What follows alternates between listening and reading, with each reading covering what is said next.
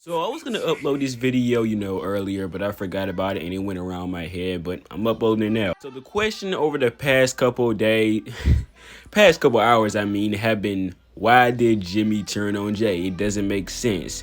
Well, in this video, I'm going to try to make sense of why exactly that happened, and I'm going to be putting out the hints that kind of showed that Jimmy was going to eventually turn on Jey.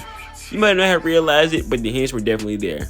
But you're gonna see it in this video. So the first thing I want to point out, a lot of y'all gotta realize when, the Usos first turned on Roman Reigns, who was the first person to, deliver that super kick to Roman Reigns? It wasn't Jey, because Jey at the time was, let's just say, too weak to realize that Roman was using him, and Roman didn't exactly have the best, I would say, interest in him, I would say. That's what I would say. Jimmy knew the whole time that, Roman was a little bit of a snake and he couldn't be trusted. That's why at Night of Champions, when the turn first happened, he was the first person to deliver the super kick and super kick him again. And then he tried to tell Jey he should have done this a long time ago. He said that should have been done. Even when Jimmy, tried to basically persuade Roman on the SmackDown after that to basically, join the bloodline back, getting back together, he was still, 100% saying stuff like, I can't 100% trust you, but at the end of the day, we're brothers, we're cousins, the bloodline is stronger together. Obviously, none of that ended up working, and Roman eventually said nah and turned on the Usos altogether. Jimmy was the one who had the ball to turn on Roman Reigns, not Jey. He was the one who started this whole civil war. But it seemed like despite the fact that he was the one who had the balls to finally turn on Roman, he was still basically taking a backdoor to Jey Uso. That's basically what it's all about. Jimmy Uso ended up getting attacked, getting sent to the hospital, while meanwhile, the guy who couldn't have the balls turn on Roman when it first happened,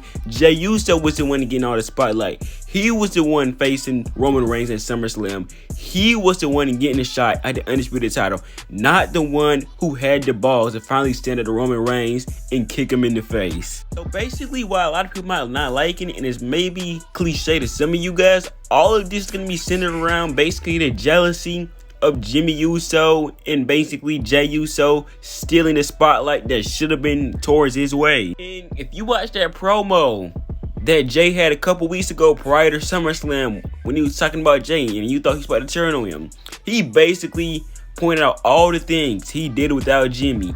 He had a shot at the Universal Champion. He main evented pay-per-views without Jimmy. He basically threw everything he's done without Jimmy all in his face. So a lot of y'all can obviously say, yeah, they're milking the storyline, which is true, but if this is one of your biggest storylines that you've had in years, WWE's obviously going to milk the crap out of it. They're going to do everything possible to prolong it, because that is what's drawing the numbers on YouTube, SmackDown, pretty much in anything in WWE right now. That is what's drawing them. So are they milking it? Yes, but at the end of the day, I see perfect sense around this. Now, up until, when I woke up this morning, I was like, do I still understand this? And then looking at it now, thinking about it now, there's perfect sense around this now. I can perfectly understand this from Jimmy's perspective. Think about it like this.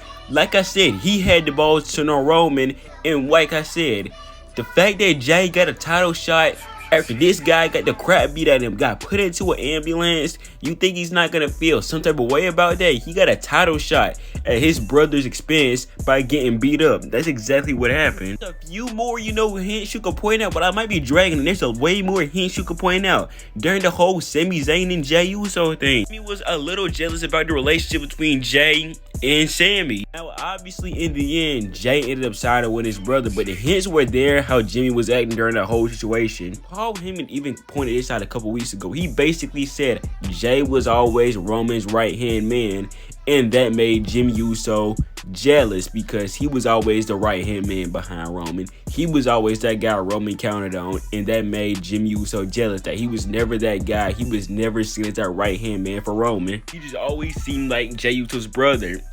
And that's about it. He basically said Jimmy Uso resented Jey Uso from day one because Roman always was basically grooming him to be the next best, tribal chief, next best, undisputed champion, maybe. I don't know, but basically That's what this Jey Uso in the end is all jealous about. In the end, I'm not as mad as people are about the finish because like I said a couple weeks ago, I already basically said I knew this was coming. I told y'all on the day of SummerSlam, right before it happened, that Jimmy was gonna turn on Jey. I knew it was coming. That's the only reason why I'm not mad about it, and I'm completely on board with this right now because I want to see what happens next. Only thing that I'm resenting about this so far is if Jimmy turned on Jey just to basically go back with Roman and Solo Sikoa and Paul Heyman after he was the main person that started this whole civil war, started the whole war between the three. If that happens, that's when the storyline officially makes no sense now. Well, yeah, that's basically why it makes sense in a nutshell, and I hope that, stood out to you in some type of way, and I hope now it makes sense to you. To wrap this up, if you haven't yet, go ahead and follow me on Twitter, Instagram, TikTok, all that will be down below in the description, and I will hope to see you guys in the next video. Peace out. Oh, by the way, if you haven't yet, go ahead and hit that subscribe button and tap the bell icon, and now I'm out.